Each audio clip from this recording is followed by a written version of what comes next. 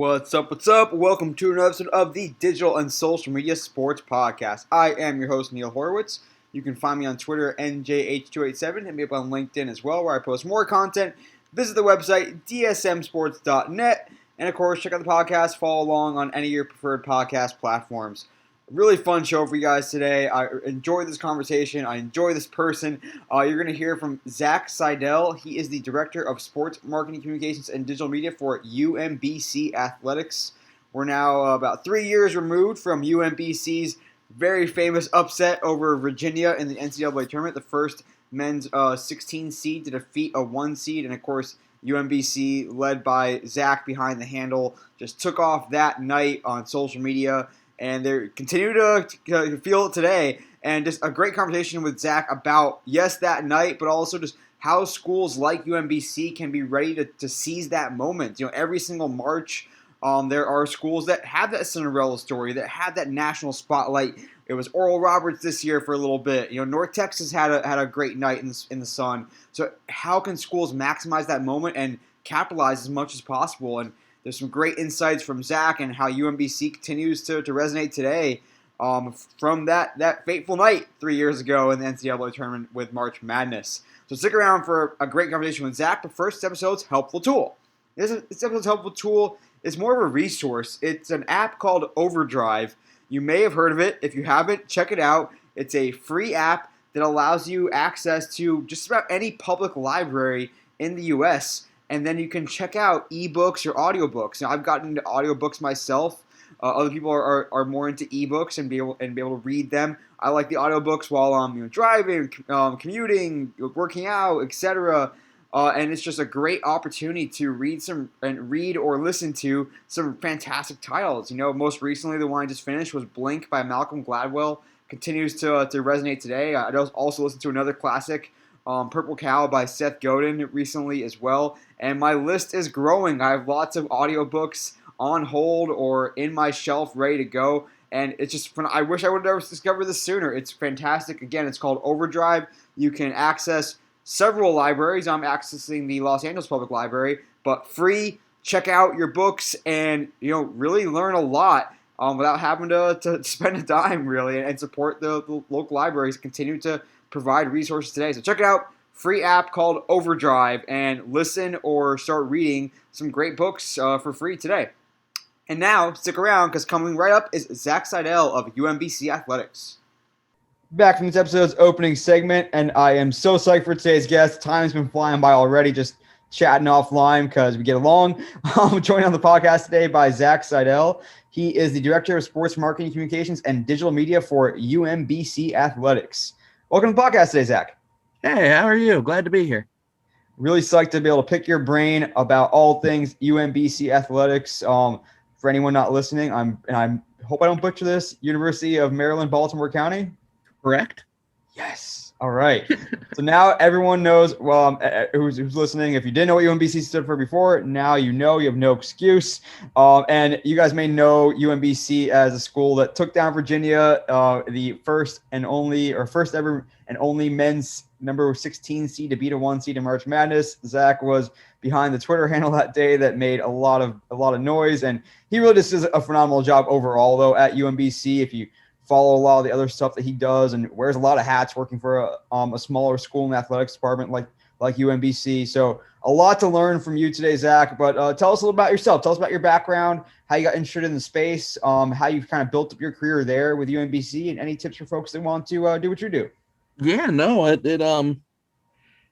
a kind of a story like you see at a lot of places. You know, you start one place and you just kind of stay there for a while. I always tell everybody it started because of a mistake, where I was in high school and I was ready to start my senior year, and my school accidentally had somehow mislabeled something, and they gave me a half a schedule and said, well, you registered for parallel enrollment at the community college. And I'm like, no, I didn't.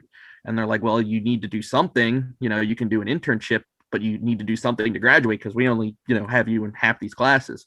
So I tried one internship. I tried one place. The guy was like never around. He was, I would go to the office and he would just be like, sort my mail or it was at a video place and or he wasn't around. So I ended up, trying to find something somewhere else.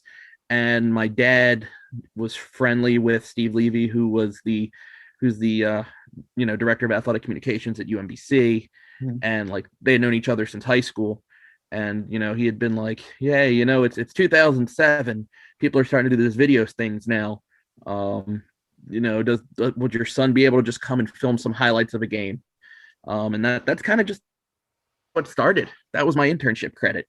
Was I came to some volleyball, I came to some soccer, Mhm. and then once basketball season started, he was like, we're starting this thing called web streaming. I don't know if you know that, but we're gonna have like a camcorder and a computer. Would you be able to help out? I said sure. Um, so they had some students running it for a bit, and then they kind of called me in over winter break. And I remember asking my dad, I'm like, is UMBC any good at basketball? And he was like, they've never done anything. So of course the first game I go to was like their first and actually most recent actual physical buzzer beater, where the buzzer like sounded after the ball went in, Yeah. before the ball went in the hoop. And that was for first place in the conference. And I ended up, they're like, oh, you're kind of good luck, and all that stuff. So they ended up winning the title. I went to the title game. I went down for the NCAA tournament in March of 08 and got to film the game. And the funny story I always tell was we were the second game of the morning session, and the first game was a school called Davidson. And the guy filming for Davidson was like, I'm telling you, this guy on our team is so good. He's going to be in the NBA. And I'm like, that guy? He's like, yeah. I'm like, what's his name? He goes, Steph Curry. And I'm like, dude, he's small. Like, I don't see it. And he's like, no, man, I'm telling you, he's the nicest guy. He lives above me. He's great. He's going to be in the NBA. I was like, okay, sure, dude, whatever. So that was my So funny cool. story. Yeah. So so I was at the game where he dropped like 40 on Gonzaga. That's incredible. Yeah, in 08. So and I kick myself because I just don't remember much about it. I remember very little about that game because I was waiting for our game against Georgetown. But yeah. So then I actually ended up getting a scholarship to UMBC for an academic program, and they kind of kept me on, and I started doing more and more and more. And I started doing more and more and more, and yeah. Did you you know know that this was a path you wanted to get on? Like, I mean, when you started doing video for the athletics department when you were in high school, was video in part of your background? Was it more the sports that drew you to there? And then, and what was that decision process like when you decided to take the scholarship to UMBC? Was it okay? I'm now on a path to building a career in sports, or did that kind of just happen because of the side gig? I had no idea what I wanted to do. I'll be honest with you. I always like working with film, so my goal was kind of always be like a director. So I was always looking at film schools and stuff, and my mother was great. She was very honest. She was like, "You can go to those film schools. You can go to USC, which is where I was looking." She goes, "But just know you'll have to get a scholarship." She goes, "Because there's something called college debt, that and back then when you're 16, 17 years old, you don't think about that." So, I looked into that, and in the end, I only ended up applying to three schools. I ended up being very selective where I ended up applying. UMBC was the only in-state school I applied to, Hofstra and Florida State. So I tried I wanted one big school, and I kind of really early on realized I wanted to go to UMBC. So I didn't actually finish it's a funny story. I didn't actually finish the process at Florida State, and they're like, we never received all of this, but your letter of recommendation was good, so you can get it in the spring. And I was like, I never even sent you like my grades, so that's how I almost ended up at Florida State. But yeah, so that's kind of what happened, and I just kind of knew that I got this scholarship. I'm kind of a homebody. I you might not notice it, but I'm quiet. I like my family. I have a very tight group of friends. And I didn't really want to go too far. But I didn't really want to go to a big school. So I didn't even apply to Maryland College Park, which is the big one.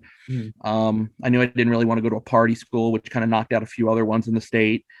And UMBC was really the only one that, that kind of fit. It was medium sized, but I wanted an actual campus, and I did want Division I athletics. That was important to me. And it the side gig helped. I could work with those teams, and I knew I loved sports, and I just kind of fell into it. When did it go from being a side gig to being something you want to pursue for your career? Yeah, I would say probably like my junior year. Like it was a way I was working a lot of. I remember my freshman year, I worked basketball and like soccer games that we did stream, but I didn't even like go to events that weren't streamed. Mm-hmm. And then my junior year, the athletic director at the time, Dr. Brown, he was just like, we need a video department. He's like, I'll hire you, I'll give you a stipend. But so I was a junior in charge of a video department at a D1 school. Wow. And and during that first year is when I kind of like I didn't have a budget or anything like that. I didn't really have too much power or anything. I was just a student, but I was the guy if there was a video question they came to. And that's when I realized, hey, I really like, college athletics, and this is kind of what I want to do. I love that. And I can totally relate to, in a lot of ways, as a sophomore and junior, I was kind of our video department too, and oversaw streaming even. So I, back in the day, spent time with Windows Media Encoder and those old school platforms. Oh man, we have more parallel pathways than I could have imagined. I love it. Yeah. So at the time, I mean, I can think back to my own experience, and video was kind of seen as this nice to have. Yeah, we have our recaps, we get our clips, we have newspaper interviews. We're definitely very focused on radio, whether it's student radio or radio affiliates, and video was just kind of an add-on. The streaming was when we streamed games. In my school, it was all free. There was no really thought yet to monetizing. So when a video department did become a thing, and as you started there a couple of years in after you did graduate and join full time, what did that growth trajectory look like? And did you start to notice video and even these other digital social platforms start to become more important to the school? Yeah, I mean, it's like you said, it just kind of changed on a year by year basis. When we started, it was a subscription service we worked with a company up there, and it was every school was allowed to do what they wanted to do. So it was one of those, I don't even remember, it was like $5 per game or like 40 per sport or 60 for the one of those things. Mm-hmm. And then I want to say my senior year or the year after I graduated, the conference got a new commissioner, and she was just like, we're making a digital network where all the games are going to be free. You can run commercials on it, but you need to get your games out there, just plain and simple. Mm-hmm. So that was like 2012, 2013. That's kind of when it started to change, where it wasn't just, we're getting games on because people are paying. It was more, we have to get games on because everyone's starting to put games on. So you want everyone to be able to, and the coaches are like, hey, this is great recruiting. I'm recruiting this international student. They want to watch this game, or the swim meet or this track meet. And we just kept doing more and more. And then the conference about 5 years ago signed a deal with ESPN. We were one of the first conferences to sign that deal, where all of our basketball games were required to be on, ESPN 3 or ESPN, plus. And then each year you just started adding more and more. Now you saw it. It's in the past few years, it definitely has become a thing. And I think where it really hit everyone the most was LSU's football team, when they started putting out those amazing videos during their championship year. A year and a half, 2 years ago. I think that's when you saw a lot of even administrators were like, oh, this is a good thing. This gets eyeballs. And that's kind of when I think a lot of people who worked in college knew it, but I think that was like the eye-opening experience for a lot of people who didn't quite understand video, because even with COVID, you see all these video departments are still thriving and getting content out there. And there's a lot of, I know a lot of jobs were cut in the creative industry, but a lot of schools that do have big budgets are keeping their video people. And pretty much most video people have kept their jobs from what I've heard and from what I've seen. They just know how important it is right now, especially with the fans. Yeah. Zach, there's so many different directions I can go here.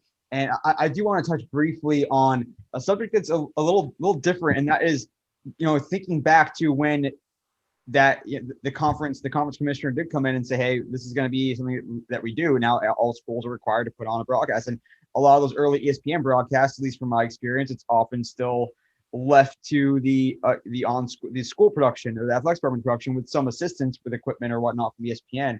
But something that always was interesting to me was to consider, being at Yale, we had a nicer broadcast maybe than people at Cornell than Cornell had, or as an example for one venue. And so you have this, people are paying a conference-wide fee, and yet if a team is playing at one venue versus another, a road game versus a home game, the level of quality can be so different. So even when you think about back then, as well as even now with resources and quality of content, do you look at your peers in the conference? Is it different, a different set of standards that you guys hold UMBC to regardless?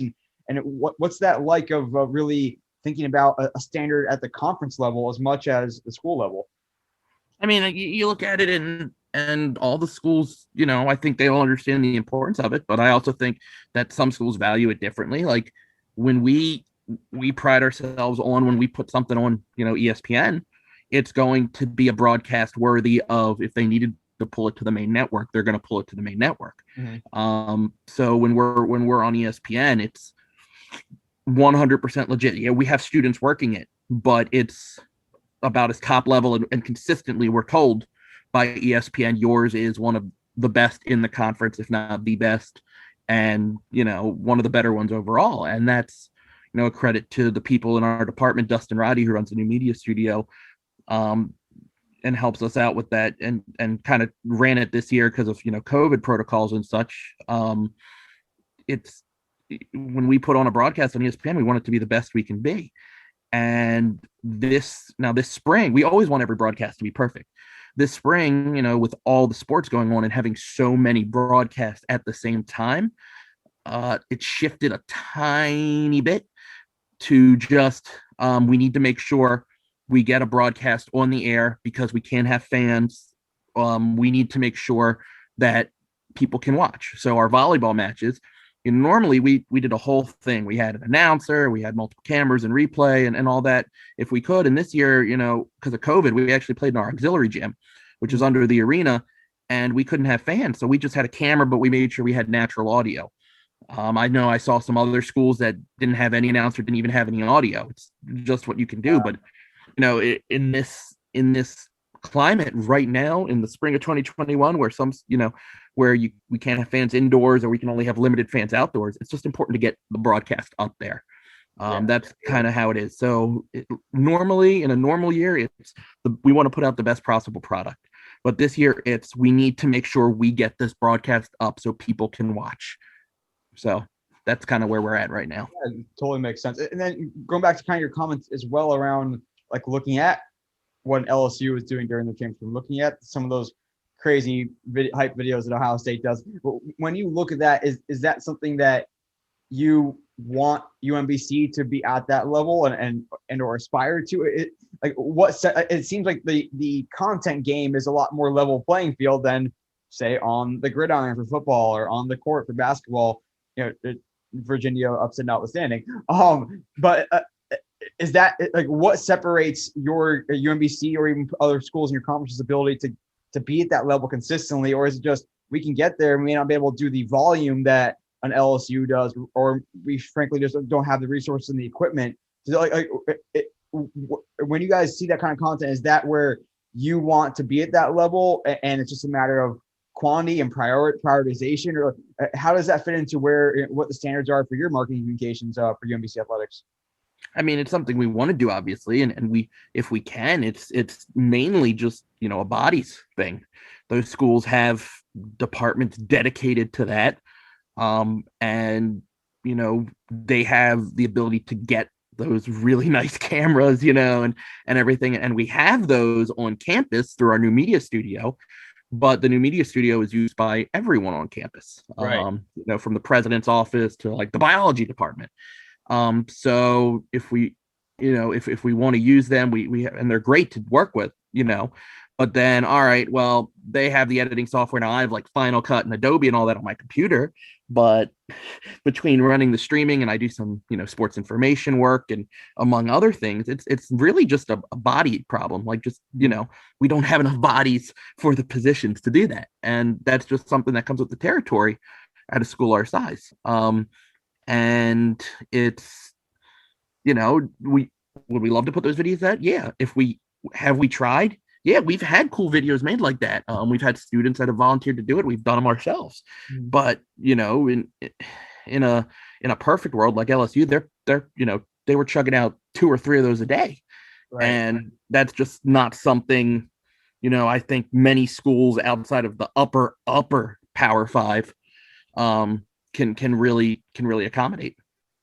Yeah, I think it does ultimately. You have to make a lot of decisions around resources, around prioritization. If we only have X, Y, Z number of cameras, number of studios, number of bodies, what do we put our time and effort into, and how do we kind of prioritize in the day? So when you guys are looking at that prioritization, what guides those decisions? Is it like, are you trying to get an equal balance across every single sport? Is that the number one goal? Is it just to really highlight what's going to bring UMBC athletics the most attention? Like, what goes into those decisions when you are ultimately allocating, scarce resources?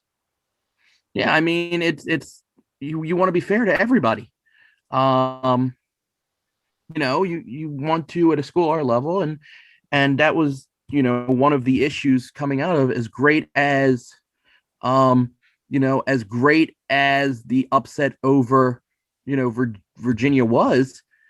You didn't want it to create a perception, if that makes sense, within the school that that we only cared about men's basketball. Right. And you didn't want to you didn't want that perception to really seep throughout, if that makes sense, throughout the athletic department. You didn't want someone on one team thinking, oh well, they only care about men's basketball. So we really wanted to make sure, and it's my philosophy too, that we really show the same respect to every team. And whether it is men's basketball, whether it's women's basketball, whether it's cross country, whether it's swimming, whether it's women's lacrosse or softball or baseball. So my philosophy is we want to do everything and show the same respect for every single team we can. And because it's like on our Twitter account, well, sometimes we'll post something about one sport and they'll be like, no one cares, we only follow you for men's basketball. And we'll say, hey, then there's a men's basketball account. We're here to show all 17 of our sports. Yeah. So it's we're trying to provide these student athletes with the best experience as possible, and it's up to us to promote them all equally. At the same time, like, if you ask, say, whatever, a women's soccer coach, ultimately, the more attention there is on UMBC athletics, the better it is for the school, the better it is for the bottom line for all sports. And so there is, I guess, when something like Virginia does happen, there is a bit of an expectation that, hey, it's okay to weigh heavily on men's basketball right now, or this week, or these 2 weeks, or whatever it might be, because the time is now to capitalize on that. And let's revisit a little bit of kind of what you can do when something like a Virginia happens, and how the school feels about athletics, both before, during, and after, as being something that's not just helping the athletic department and recruiting and maybe donations to the athletic department, but also, frankly, the number of applications and that sort of that March Madness effect that we've seen talked about a little bit. So I guess from what you've seen play out, what was it like in the moment, and as well as how does the university really look at athletics both at that time and moving forward, given maybe the effects that you can speak to from that moment? Yeah, no, there's definitely been more interest in the school.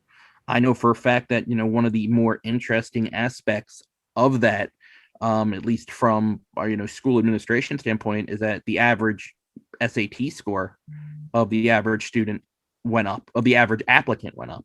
I mean, so it wasn't that we were getting more applicants, it's that we were getting a higher quality applicant, if that makes sense, academically.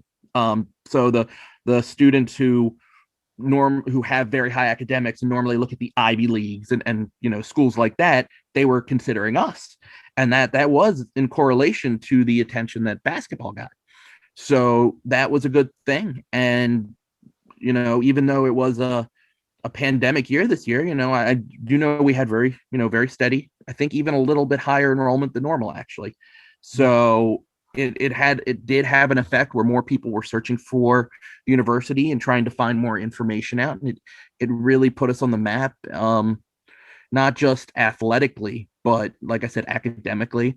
And all of our coaches will tell you it helps recruit. Like now when they go recruiting, instead of saying who you are, yeah, we're the school that the basketball team beat Virginia. And so that helps as well. And I think the school will tell you now that they always support athletics, but it does help them too. It was part of our advertising. So for the school, you still drive around the neighborhood that the school's in, and you still see the 16/1 stuff. So it's been helpful to both athletics and the academic side of the school.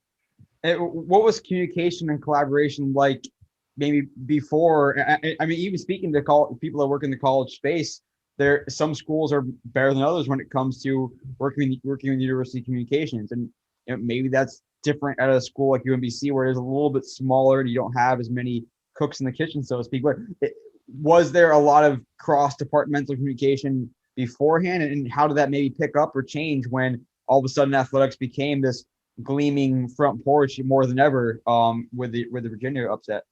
Yeah, no, I there were more hey, would you guys mind retweeting or reposting this article from our accounts. There was more request from the academic side of the school to highlight on social media, especially stuff from the academic side of the school, alumni relation stuff. So that's kind of, as someone there said, you have way more followers than the school right now. So it's the best way to get info out there. And so that's kind of where it came from. It's still the same people we always chatted with from our school, institutional advancement department. That's kind of the public relations arm a bit. And so it's kind of the same people we always dealt with. It's just a little bit more them asking us for stuff and us going to them with questions. Yeah, I even think back to your anecdote about being at that tournament when Steph Curry took over the national zeitgeist, so to speak, and became a national name and put Davidson. Not they were a known school before to some degree. Bob McKillop had done a good job down there, but really put them on the map. And so, like you look at how smaller schools like a Davidson, like a UMBC, like a Loyola of Chicago, even. And how basketball and those crazy few weeks in March can really put the school on the national radar and on the map for people that maybe hadn't ever heard of or thought of the school before or thought to apply. So as that effect has become more pronounced and more over the years, especially with the growth of digital and social, being able to activate in the moment, so to speak, and track those metrics and track those Googles and traffic, website traffic and all that. Like, if you look at your own experience at UMBC, even going into that, is March Madness really that circle on the calendar assuming you guys make the tournament that, hey, something huge could happen and we got to be ready to strike? Like, if you look back on what played out in the Virginia year, what went well, what would you have done differently? And, are schools like UMBC, do they all need to be sort of ready for that moment because it may not come again for a generation? Yeah, no, I think it's hard to prepare for something so unexpected. I think I don't want to say we weren't prepared, but I don't want to say we were, if that makes sense. I don't think we had anything ready like, okay, well, if we win, we're going to do this, this, and this. But it wasn't like we were all expecting to lose, I guess, if that makes sense. We had all the key players there. We had a couple of the vice presidents of the school. The president of the school was there. We had the school's PR on there. We had our athletic communication. So we were all there in case something did happen. So we were all able to meet in person when that was a thing you could do. So we were ready in that aspect, where after the game happened, there were just a ton of meetings the next day. How we're proceeding this way, this way, this way, and this way. So we did, I guess, when we have big events like that, even when they're athletic events, the school does, send the key players involved where if something does happen, we have preparation meetings. okay, if this happens, we're going to be ready. We'll all meet and we'll kind of figure it out this way. So the school is prepared. Mhm. Like I remember when COVID hit, we had a pandemic flu plan ready to go. And it was like from like '06 or something. Like they had been thinking about it Wow, for 15 years. So we're a very prepared university. that's super Uh, cool. yeah. So if so, Well, we exactly. were prepared. What would you tell the next UMBC, so to speak, that has that opportunity? What advice would you give them going into it to really maximize, and whatever maximize might mean in that sense as well? Yeah, no, I would say um, if you have a situation like we had, you need to make sure that you know it's tough to get the people, get the bodies there, the people there to work it. But I think you should make sure that you at least have one extra communications person from the school and from the athletic department there. Like I remember the year after us, Gardner Webb was beating Virginia at the half, and I remember Gardner Webb's people were like, well, why aren't they tweeting as much during the game? And I think it was just because they had the SID down there. So when you see these things happen, it helps to have a communications person from the school and from athletics there to kind of take the burden off of the sport contact, because a lot of times they just send the sport contact when these things happen. Mhm. And so I think that schools should just say, hey, we're going to send an extra person just in case anything happens. And that's kind of how they should. That's my recommendation, at least. Even if nothing happens, at least you were prepared. So that's kind of my thing. So if anything wild happens, you're ready to go. And what are those opportunities when something does happen? I mean, yes, you is it capturing content as much as possible? Is it is merchandise a thing? Is traffic to the university a thing? Is email capture a thing? And what are those top of mind things? What are those sort of I guess levers you can pull at those times, whether it's the night of or the day after or the week after, to try to make sure that you fully maximize the moment? Yeah, no, it's you got merchandise ready. Our bookstore did more sales than it had done in a couple years combined. You got to make sure that that stuff's ready to go. Admissions, sorry, yeah, you got to make sure the admissions department's ready to go. You got to make sure to immediately, it was weird timing because the game against Virginia happened when people were already accepting.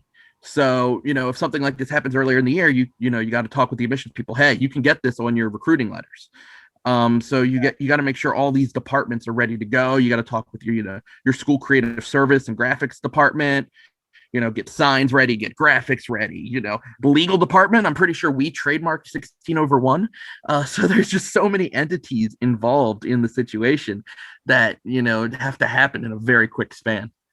Yeah, I mean, to think like there's so much you can't really plan for, like you said as well, going into it. Yes, you can hope for the best, but at a certain point, do you call the legal counsel and have them on call in case something spectacular happens or a meme occurs or whatever it might be, a t-shirt worthy moment. Yeah. I want to talk about too, like what that looked like after the fact. I mean, yes, you guys had tremendous growth in social. I followed UMBC athletics. It continues in my feed. And so like, what does that drop off factor look like? What does the aftermath look like a year later, 2 years later, today, of what the aftershocks still are felt from the Virginia upset, and how it helps as well, whether it's just, hey, we're gonna have more followers now, more engagement, maybe sponsors talk about social media a little more, or we turn some of those fans into quasi UMBC fans, and maybe they buy some merch every year or two. What does the aftermath look like, both good, bad, and indifferent? I mean, yeah, like I remember we got up to 111,000 followers, and I remember saying, I remember saying that, telling people privately that if we can get to the start of next basketball season with 50,000, I'll be ecstatic, because I just know how social media and the internet works. Yeah. And as of today, we're 3 years out, and we're still over 70.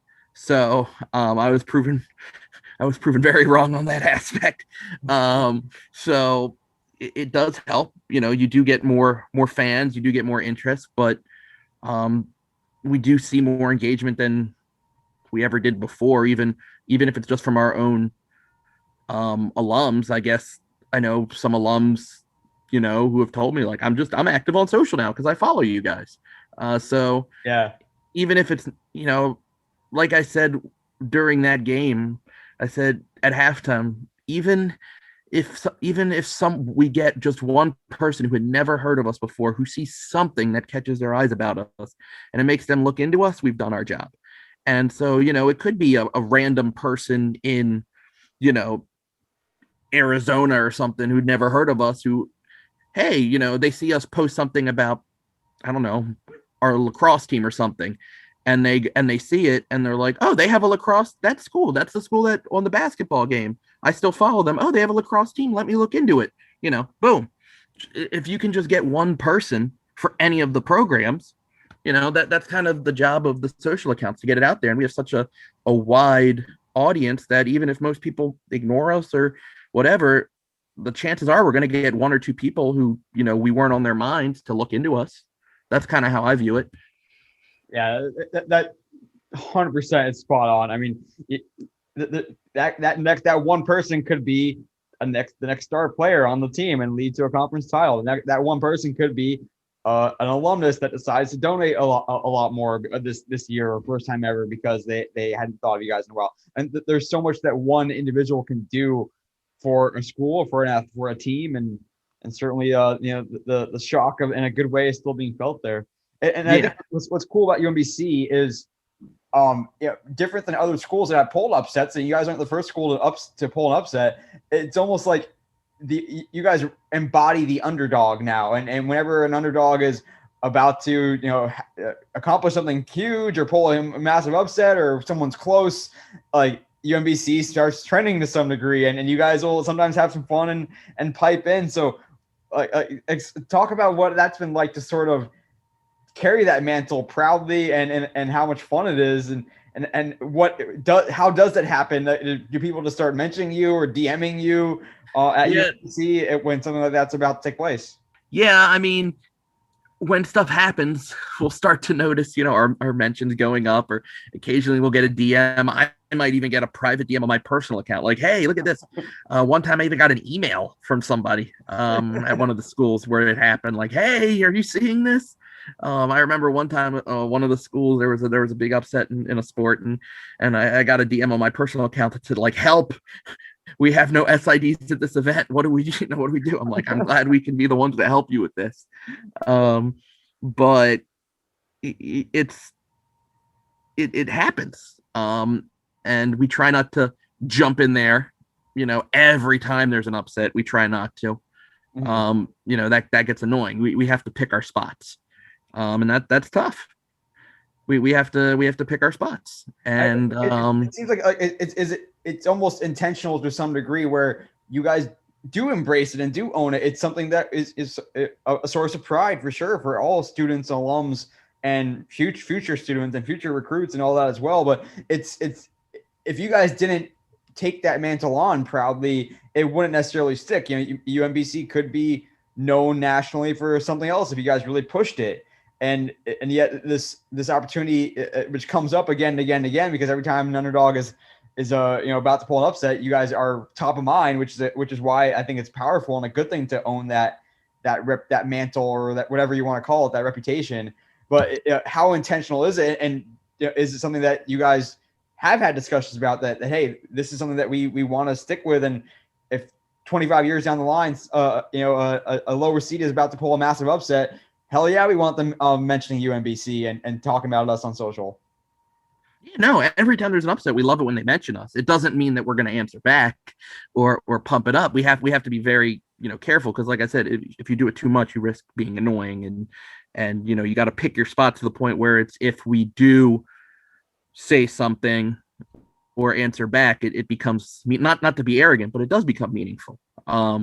So we don't want to mention it all the time. We try not to mention the game unless it's an anniversary of the game or something happened to bring it up. Whatever, people are dumb on social media. Like, anytime anyone mentions the state of Virginia or a Virginia program, we get losing even a regular season game in any sport. People, mention us and try and bring us into it. It's like, we don't care. Like we straight up just don't care. Like, Right. you know, our whole philosophy with it is we didn't celebrate Virginia losing, we celebrated us winning. And when people try and bring us into it and rip Virginia, we want no part of it. Like our whole thing is we can celebrate us winning. It wasn't Virginia lost, it was the 16 seed won, not that the 1 seed lost. That's kind of how we look at it. And if anyone's knocking Virginia, we're not going to have any part of it. So we're all about celebrating the upsets, not knocking down the people while they're down, or kicking them while they're down. So that's kind of our mindset with it. And if it comes up, we bring it up, but we don't bring it up out of the blue. If there's a moment to poke fun at it or something, we will. But we have to pick our spots. Yeah, I love that.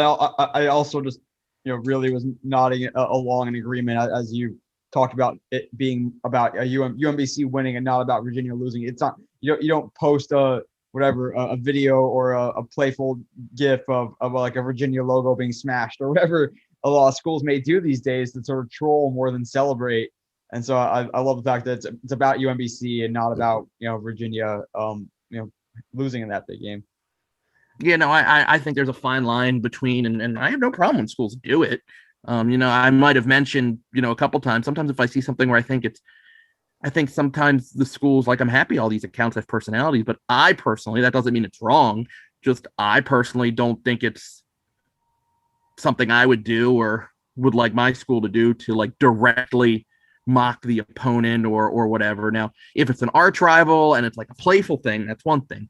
But, I think, I don't know. They're college kids, that's kind of my thing. In the end, they're still, 18 to 22-year-olds. And, it can be a school pride thing without knocking kids while they're down. That's just my thoughts. Yeah. Last one for you, Zach. Look at this little shareable stat. We have a lot more to cover. But last one for you for this part of the interview today. These questions are always fun for me. I want to make sure to squeeze this one in. So in brief, take me through what a normal Saturday is like for you. I mean, whether it's during a busy sports season, whether it's fall or winter or spring, I'll let you choose. But what's it like from sun to sundown? Like, where are you going and what are you doing? What are you working on? And it's in a normal year, like not pandemic year. Yeah, I mean, I could give you this past Saturday, but that was, that was pandemic year. Yeah, I'm in a normal crossover season, February. We could have a basketball game or 2 basketball games, and if I'm not working them or helping with the broadcast or helping with stats, if those games are wins, I'll have to make the highlight packages for men's and women. But also there could be a home softball tournament that I have to be the scorekeeper at and write their recaps for. Not many people know this, but after the Virginia game, I was up till 3 a.m. writing a recap for a softball tournament we hosted that day.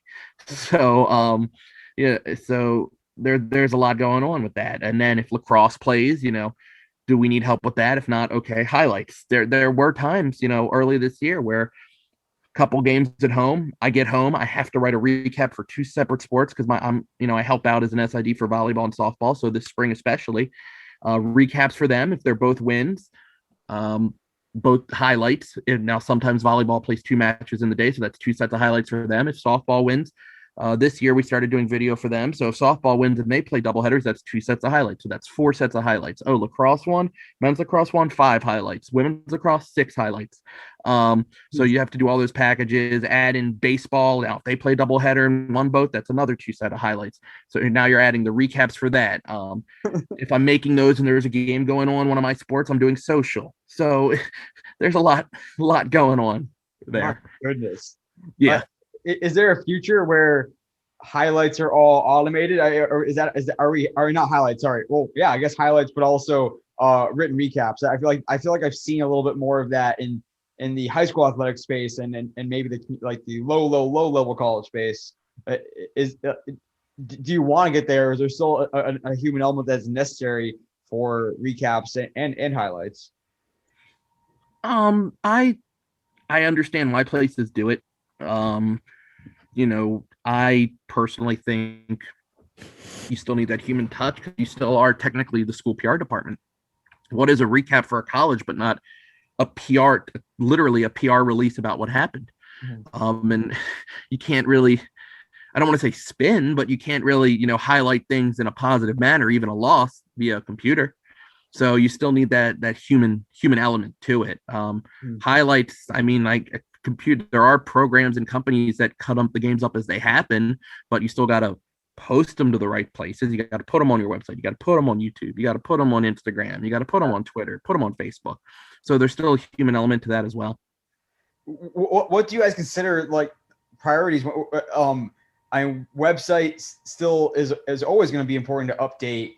But is that number one on the list that you have to make sure you get a recap up on the website, or is it more important to get content out to social? And how's that changed much over the years, or do you expect it to change moving forward, where you spend more time on different platforms than others? Yeah. I think the recaps are still the most important aspect of it. I know for my sports, it's always recap, then highlights. Excuse me, I'm so tired from all of our games this weekend. But I think it's important to get the information out there. But with the advent of Twitter Live Cut, it makes it easier in that you can post the highlights during the game, right, as they happen. And I think that's been the biggest key, because there's not as much of a rush. Or if there is a game-winning goal in overtime, you can put that out there before you do the highlight package. You can be like, here's the game-winning goal. Then you can do the recap, and then you can do the highlights, because the important moment has already been put out there. So I still think you need to get your release out there, but the way things have changed, you can do video as it's going on. Makes sense. We can spend so much more time on this entire conversation. I mean, it's so interesting to me, having witnessed the evolution of a college athletics department. When we started out, there were media guides the size of yellow pages, and then they became CDs, CD-ROMs, and then they became just cloud-based. And it's just so interesting to see all parts of college athletics evolve and change, and more opportunities arise. And I don't want to take us on too much of a tangent, but it's really cool to hear your insight on all this stuff, man.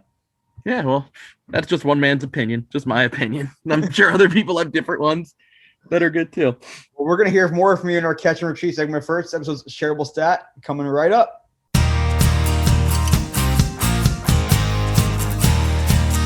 Just so much fun talking to Zach Seidel of UMBC Athletics.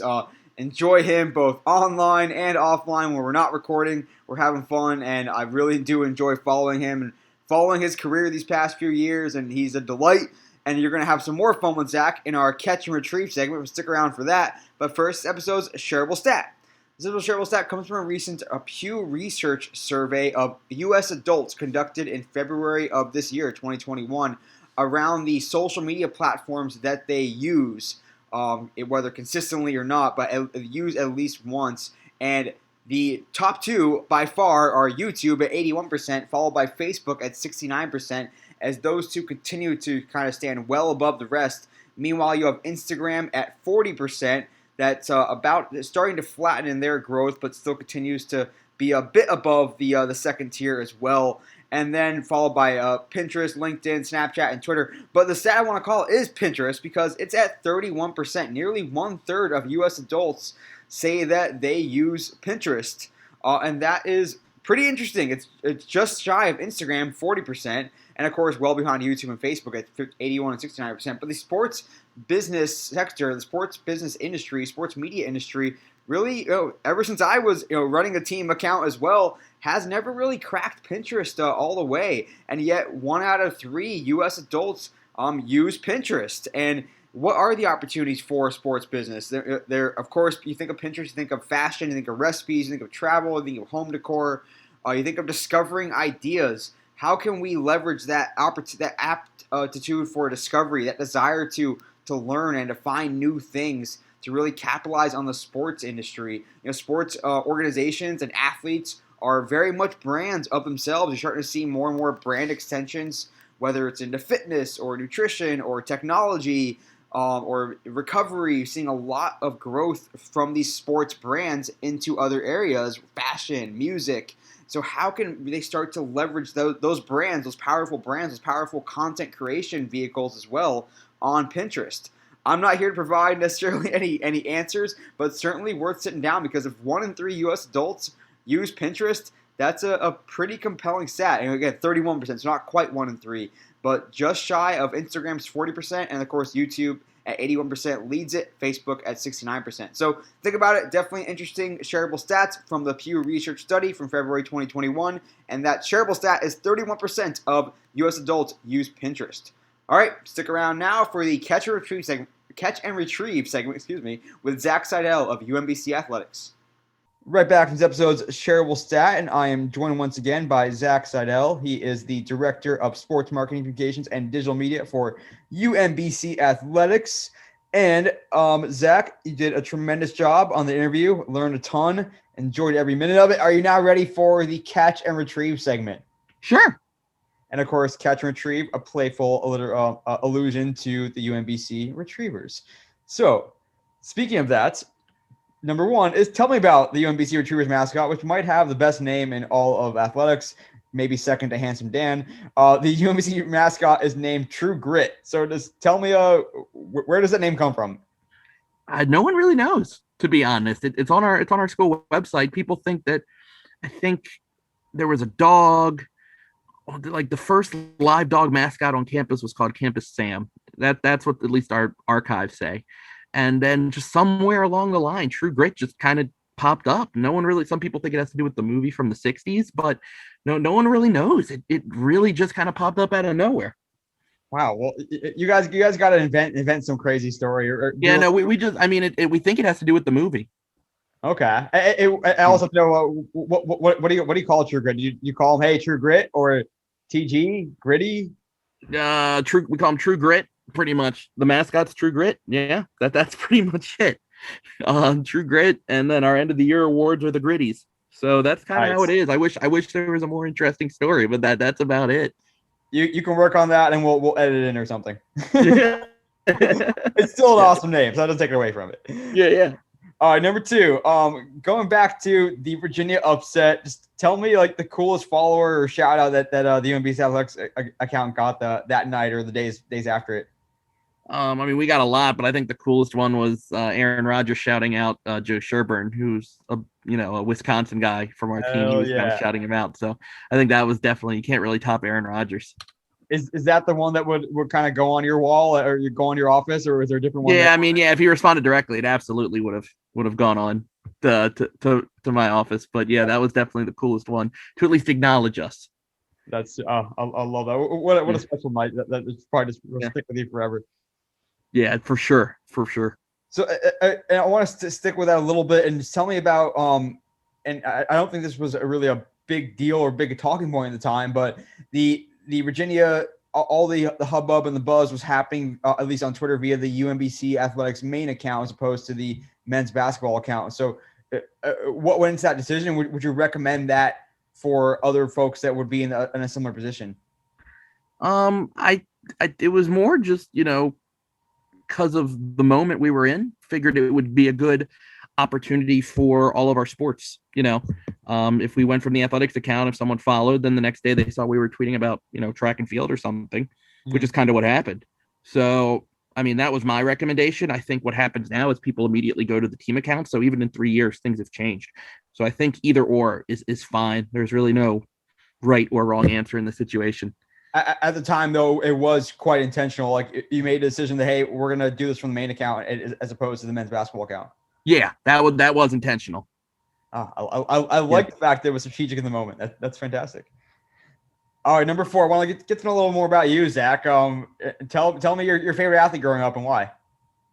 My favorite, I had a bunch. I guess as I got older, Ovechkin, I guess in high school. Growing up, it was Cal Ripken, then it was Ray Lewis. I never really had a favorite, athlete who I idolized. I mean, I guess when I was really young, it was Cal Ripken, but he retired when I was 10. So then it kind of shifted to Ray Lewis, and then Ovechkin kind of came along. So, kind of local. Not bad. Yeah, I sometimes make fun of you for being an Orioles fan, but you know what? Between Ovechkin and the Ravens, you've had an okay sports upbringing. So you're doing just fine. Exactly. Number 5. Exactly. I wanted to tell me, Zach, the best kind of guiding principle or mantra that you like to instill in your students that you teach about sports marketing, sports communications. Sorry, I had a brain fart. Can you repeat it? I'm sorry. Yeah, no worries. Yeah. Tell me when you're talking to your students in sports marketing, sports communications, or digital media, what's kind of that guiding principle that you want to stick with them? What's that mantra that you really want to instill in them moving forward? I just, it sounds corny, but just, do your best, work hard, show up on time. I know it sounds corny, but if this is something you want to do, just keep trying, man. Just keep plugging away at it. And if you work hard, people notice these things. In college athletics, the number one thing you can have is dependability. Especially student workers. If you have like we had this past weekend, if it were a normal year, we had an 11 a.m. men's lacrosse game against the number 16 ranked team in the country. And Saturday mornings aren't college students' favorite time to be up. So they would have had to be there at 9 or 10 a.m. But we had some staff there. So dependability, just be dependable. Be someone that, hey, if someone pulls out, we can call you. Hey, I know it's, Sunday morning, and I know we have a game. I know it's, 10 p.m. on Saturday, but we have a game tomorrow morning at 10 a.m. We need your help. Can you be there? Just be dependable. Yeah. I like that. It's especially meaningful in college where you will wear a ton of hats. You will work on several different sports. You might be the SID for one sport, but you're gonna help out on this sport. And hey, this person is doing gets this, so well rounded. That's one reason that I kind of do it. I really enjoy all the sports. So when I was a student, I said I was getting a stipend. So it wasn't like I was working for free, but it wasn't like, hey, you get this many hours. It was more just I was interested to learn. So I learned. I ended up running, softball tournaments. I learned stat crew for that. I learned stat crew for baseball. I couldn't learn stat crew for volleyball. I was so tough at that. I mean, that's too tough. But I was able to learn how to do calling, for the stat inputters for volleyball. Yeah. In addition to the broadcasting stuff. So I always tell them, I'm like, if you're interested in this field, make yourself invaluable. Learn how to do all these different things. I could take pictures. I could do all the video stuff. I could do the graphic design. If they needed help, I did it. I said, just teach me. I even ran our video board, back when we had one, my freshman year. It wasn't much. It was a point and click operation. This was back in 0809. Yeah. But, it was, just pick up as many things as you can and be dependable. Just say, I can be there. What do you need? Even if it's just being a DJ, even if it's just being PA announcer, just learn as many facts as you want. That's so great. And just listening to you tick off the responsibilities there, it really is it's incredible how many different roles that you can play. You can be doing stats, you can be doing broadcast, you can be doing streaming, you can be doing highlights, you can be doing photos, you can be doing social, you can be doing recaps and media and writing, you can be doing scoreboard, you can be doing DJ. It's just the list is endless, and the best way to get that college experience, especially if you're a student, is to try your hand at all those things. If the worst thing that can happen is you can learn some new stuff and have some fun. Exactly. That's what I tell. I taught some of my students. Like I had volleyball player interns. I had, we have had women's lacrosse interns. We have baseball interns, basketball interns. I teach them how to do stat crew. And then, eventually you're like, hey, this is something where, in the future, if you're out in California and someone's like, does anyone know stat crew for this? You could be like, oh yeah, and it pays a little bit of money. It's a nice little side gig. So, it makes you appreciate too what goes into that when you're following a game cast online. You don't think that someone is literally sitting there putting in every single stat, every dig and assist and block that's happening in volleyball, for example. Exactly. And I tell people that I'm like, learn everything, even on the broadcast. I've had students who learn that, who've learned how to do replay machines. A couple of former athletes and other people have ended up working for the Ravens in their game day, for their giant Jumbotron video board for their stadium. So just, and it was never anything on their mind. They just became really good at it. So yeah. I tell people, just figure it out. That's fantastic. We're gonna a little lighthearted here. This is probably a dumb question for me, but it could be funny anyway. You live in you've been part of the greater DC area out there at UMBC. So will and should. So but I guess two different questions. Will and should DC become a state on its own? Ugh. I'm trying not to get politics. No, I get what you're saying. I mean, I guess if they're U.S. citizens, I mean, I think them in Puerto Rico, and it has nothing to do with, them being Democrat or Republican. I think they just locals, like, would you say most people that are DC residents, born and raised, were there like they would say yes, we want DC to be its own state, or we don't care, or we don't think it should be its own state. We like being a district. Yeah, no, I think that them and Puerto Rico should be states. I don't believe in taxation without representation. I get that. Like, just from a strictly, I'm an independent politically. I'm independent. People have thoughts about that for me, but as I tell people, I'm like, how is it fair that you have this district of, what is it, almost 1 million people that doesn't have representation? We have a couple states, several states that have below that population that do. Like, I get it's a district. That's just my personal opinion. Not to get political. It has nothing to do with it being, blue or red. It's just, I think if people live in a place that's, getting taxed, they should be a state. But that's just my personal opinion. No, you brought a level of intelligence to the conversation. I didn't really know how to frame the thinking for the each side, and that's super interesting to me. Yeah, and like I said, not a Republican or Democrat thing. It's just, if someone's a citizen and being taxed, why shouldn't they be a state? But that's just me. It has nothing to do with my employer either. If anyone's listening and they don't like what I said, nothing to do with the employer. It's just my personal opinion. Hashtag CYA. I like it. Yeah. Number 7, we're gonna have us go back to some more fun, and not that I wasn't fun anyway. Tell me the most memorable pro sports game that you've ever attended. I've been to a couple games that I remember. There isn't one particular one. I've been to so many games that, I can rattle off a list. I went to a Capitals game where they scored like 10 goals, 6 goals in the first period. I went to the Orioles game where they clinched the AL East in 2014. I was at the Ravens game where Jamal Lewis ran for like 295 yards. Oh, wow. Yeah, I was also at the Ravens' first playoff game. In the winter of 2001, or when they won that first Super Bowl. So,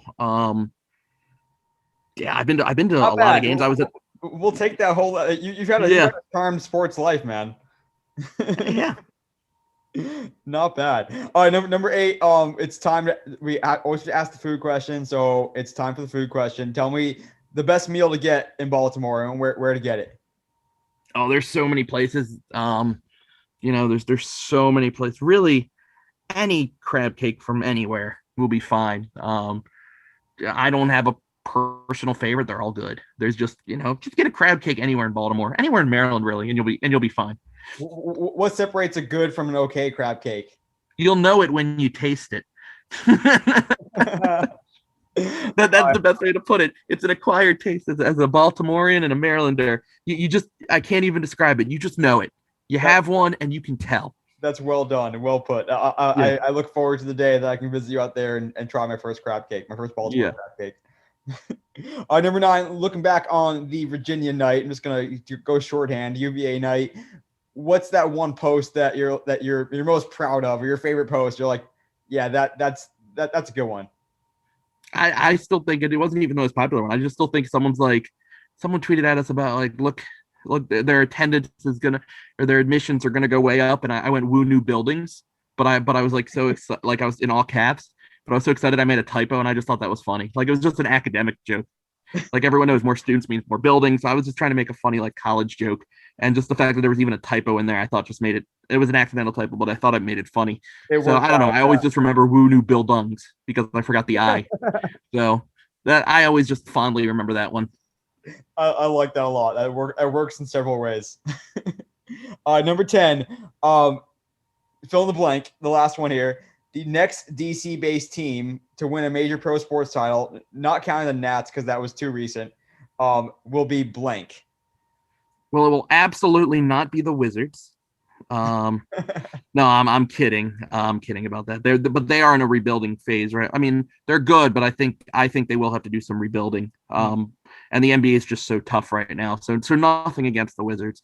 Being a Wizards fan is tough sometimes. But I mean, I guess the Caps are the most well equipped for it right now. I'm not a fan of the football team as a Baltimore guy.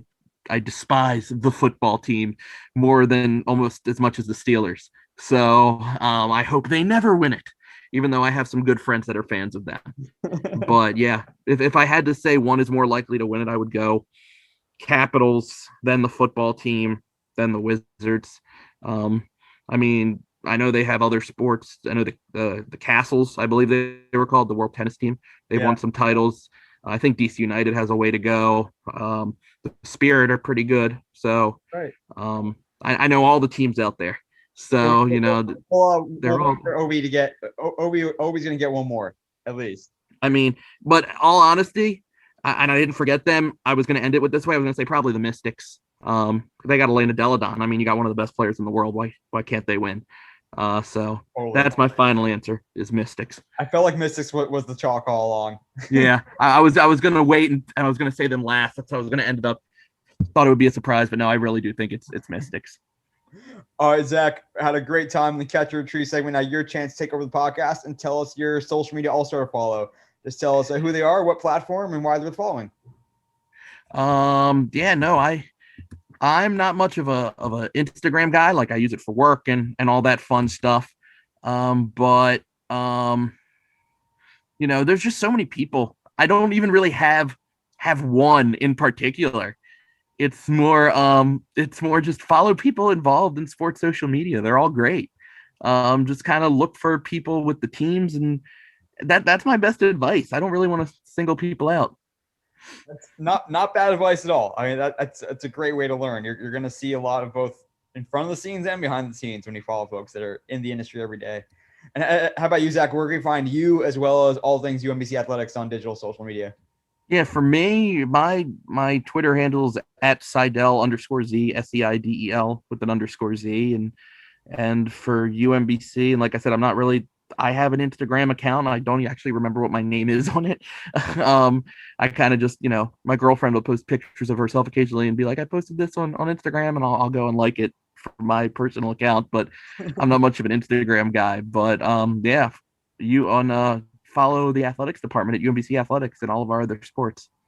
Follow all over the place. I will recommend following Zach on Twitter in particular. I've mentioned to him that I enjoy all of his tweets, including Hank the dog.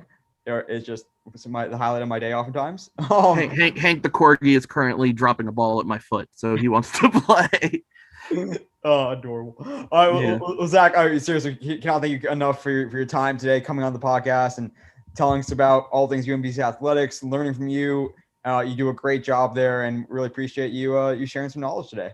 No problem.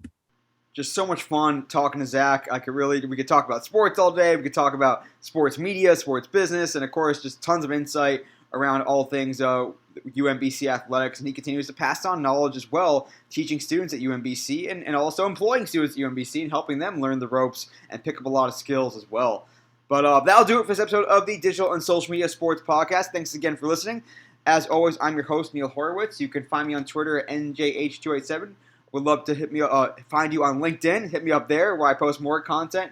And, of course, you check out the website, dsmsports.net, for more episodes and content. And follow the podcast from whichever platform is your preferred podcast platform. Until next time, this is Neil Horowitz signing off for the Digital and Social Media Sports Podcast.